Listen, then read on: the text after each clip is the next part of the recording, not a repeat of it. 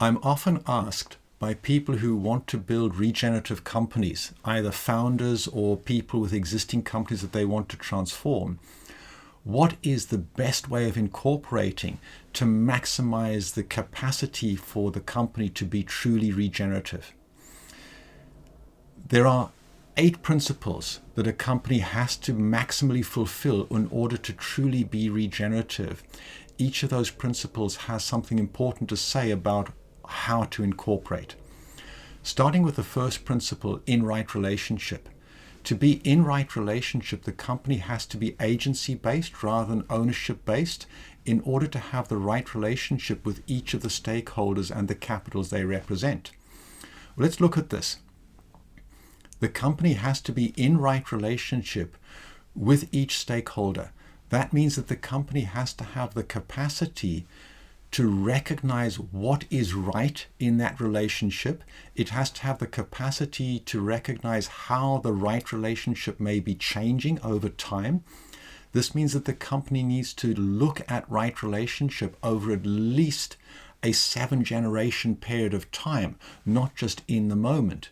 It means that the company must have the capacity to really create and adapt the structures, the processes needed to maintain right relationship.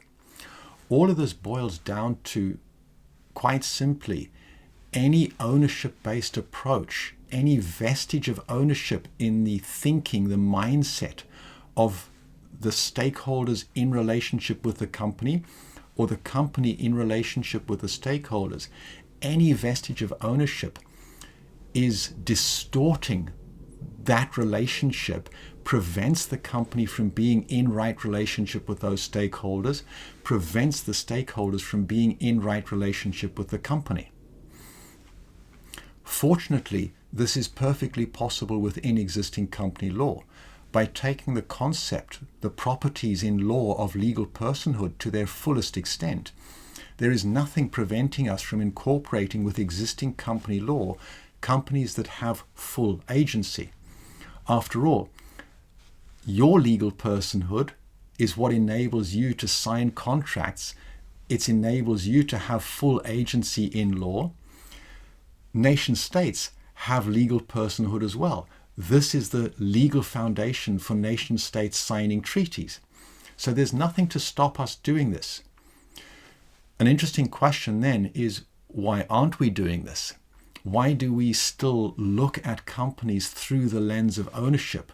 Why is it that we currently believe that the best we can do are improved forms of ownership, even though none of them is actually good enough for a company to be truly regenerative? We'll come to why that is the case in a moment when we get to the 4th principle of empowered participation. But as a teaser for that, basically it's because we exclude from governance in the company some of the stakeholders or capitals that the company touches. Taking a slight detour into the alternative ownership models. Every single one of the alternative ownership models has one or more functionalities that is essential to building a regenerative business. Let's look, for example, at the cooperative or the employee ownership models. Those create the groundwork, the foundations for coming into right relationship between financial capital that is invested and the staff that are investing intellectual capital, human capital, relationship capital, and so on. It addresses the potential for abusive relationships between financial capital and the other capitals that staff bring in. However, that is nowhere near enough to be regenerative across all capitals, as we'll see when we come to the other principles. You have to have the power of stewardship. First of all, you have to have stewards representing the voice of nature, future generations, all of the other stakeholders that do not actually have a voice. Secondly, you need to have stewards with sufficient wisdom and sufficient veto rights to protect the company against capture by any individual stakeholder group that tries to amass power. So you need all of this functionality to be regenerative. This leads to the fundamental reason why we tend to think of companies through an ownership lens and then try to seek better ways of owning is this fact that we only include in governance a limited subset of the stakeholders that the company touches. As soon as we include all of the stakeholders, then it becomes possible to actually run a company on an agency basis. This leads to the second principle for a company to be regenerative. It must view wealth holistically. Well, to view wealth holistically, first of all, it has to include all of the capitals in how the company sees wealth. It has to be able to grow all of the capitals that it touches. That's the essence of regeneration. It's the capacity to grow the capitals that you're touching. It may well need to do that together with other companies that are growing other capitals. That means that each company needs to be in right relationship with the other companies. That means that the company needs to be able to share any surplus capital that it creates with all of the stakeholders that it touches. It means that all of those stakeholders need to have a voice in governance in the company. Any gap there and the company is not viewing wealth holistically. So again, it's perfectly clear for a company to be regenerative, to fulfill principle 2 of viewing wealth holistically, it has to be agency-based in its incorporation, including all stakeholders and capitals in governance, without any vestige of ownership in how the company is viewed by any of the stakeholders. If we now look at the third principle for regeneration, that the company is adaptive, innovative, and responsive. Well, first of all, for the company to be adaptive, the key functionality it needs to have is the capacity to respond to adaptive challenges by adapting its own culture, its own identity, its own purpose. For a company to be adaptive, it has to have the agency to reinvent itself independently of what any of the individual stakeholders might want for their own interests and their own needs. In order to be innovative, it needs to be adaptive. In order to be adaptive, it needs to be responsive. These are key capacities, and again, only full agency enables the company to be fully adaptive in service of what it is called to do and be in a regenerative economy. That leads on into the fourth principle of empowered participation.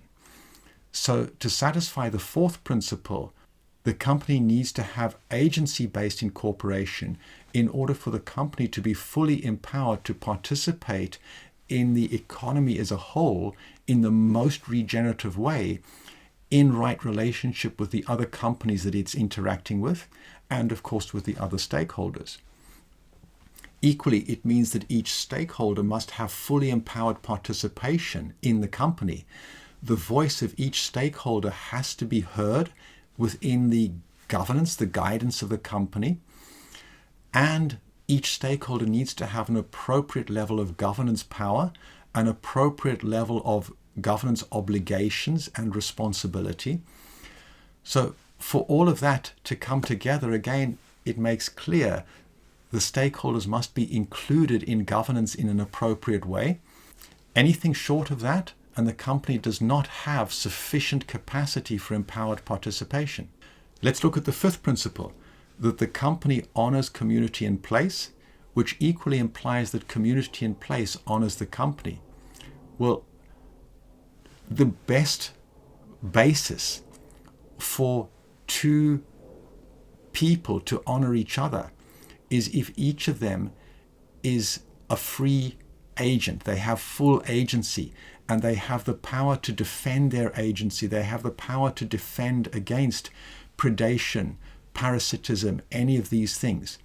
So again, any vestige of ownership limits the capacity of the company to honor community and place, limits the capacity of community and place to honor the company, limits the capacity of the company to be truly regenerative.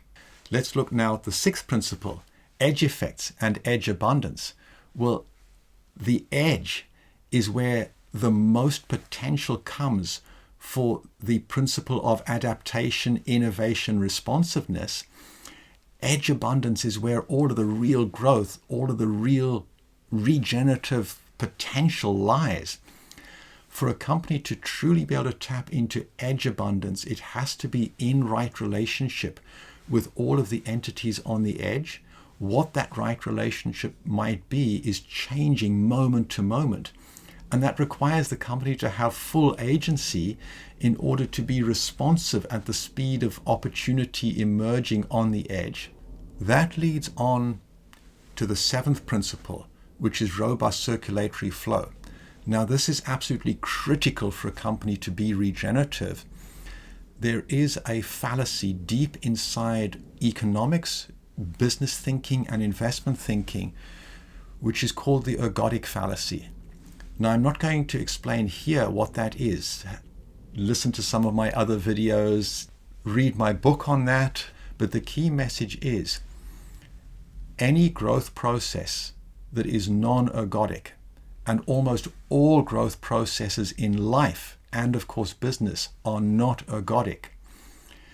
Any non-ergodic growth process consistently and systematically over time results in typical outcomes that are below expectation, that are below average. This means that the way that we invest in companies, the way we build businesses, prevents them from being regenerative because we build in causes of loss that we cannot address without bringing in robust circulatory flows that consciously and deliberately correct for these losses by making the growth ergodic rather than non-ergodic. And the best way to make a company ergodic is by putting it into an ecosystem of other companies that all work together to have robust circulatory flows throughout the entire ecosystem. By doing that, we counteract these losses, we make the ecosystem ergodic, and then each company can contribute at its maximum regenerative potential. So we have to have principle 7, robust circulatory flows. That has to include all of the mechanisms necessary to make an ecosystem of companies ergodic, despite the fact that the individual growth processes within each company are non-ergodic. And that leads on to the 8th principle. The 8th principle is that the company constantly seeks balance. Well, again, this is critical. The core problem that comes from neoclassical economics is the myth, first of all, that an equilibrium economy is possible, and secondly, that it's desirable. Well, first of all, it's not possible. Secondly, it's not desirable. If you're in equilibrium, you cannot possibly be sufficiently responsive, adaptive, and innovative to deal with all of the changing drivers that the business context, that the natural environment is throwing at us. Business is like a tightrope walker. If you're walking a tightrope, the balance point that you need to find is constantly moving as the rope moves. You need to be constantly seeking the balance point, moving to where the balance point is now, knowing that immediately you get there, even getting there is going to change the balance point, and you need to seek the next balance point.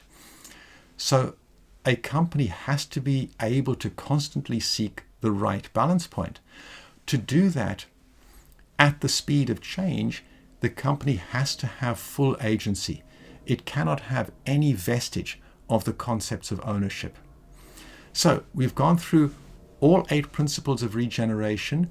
We've seen in each of these principles why that requires the company to be incorporated on the basis of agency, not on the basis of ownership. And what we've seen equally, every single one of these alternative ownership models has something in it that is not only good, it is vital for building a regenerative company. The agency-based approach, the fair shares commons approach, includes the necessary functionality from each of these ownership models and adds in the full potential of legal personhood for the company to be truly agency-based. You have to have the power of stewardship. First of all, you have to have stewards representing the voice of nature, future generations, all of the other stakeholders that do not actually have a voice. Secondly, you need to have stewards with sufficient wisdom and sufficient veto rights to protect the company against capture by any individual stakeholder group that tries to amass power. So you need all of this functionality to be regenerative.